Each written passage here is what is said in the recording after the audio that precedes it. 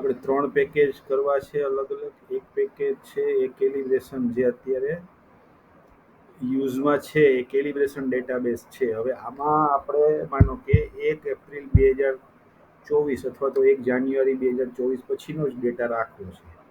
બરાબર, એટલે એક થયો લેટેસ્ટ ડેટા સાથેનો પણ જૂના ડેટા વગરનો ડેટા. બીજું સેમ ટુ સેમ પેકેજ, બધું ફીચર સેમ સેમ ડેટાબેઝ, પણ એમાં આપણે કરવું છે કેલિબ્રેશન ફૂલ નામ. એટલે શું, તો કે જૂનો અને નવો બધો ડેટા. બરાબર, એ બીજો ડેટાબેઝ અને બીજું પેકેજ.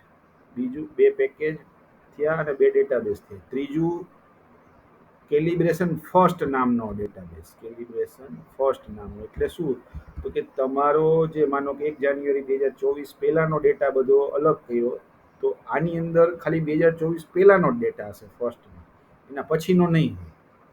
એવી રીતે. એટલે આમાં 1 જાન્યુઆરી 2024 પછીનો ડેટા, આમાં એની પહેલાનો ડેટા, આ બેયમાં અલગ અલગ જ ડેટા હશે અને આની અંદર બધો ડેટા હશે. હવે જે ડેટા ડેટ વાઇઝ ઉપર ઇફેક્ટ કરે છે એમાં આવું કરવાનું.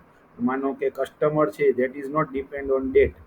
બરોબર, તો આપણે બધા કસ્ટમર બધા ડેટાબેઝમાં હશે, પણ જીઆરએન ડિટેલ છે એ જીઆરએન માસ્ટરમાં જે ડેટ હોય એના ઉપર ડિપેન્ડ છે. તો આ જે છે એ અલગ પડશે. એ રીતે બધા ટેબલ જોઈને નક્કી કરવાનું રહે.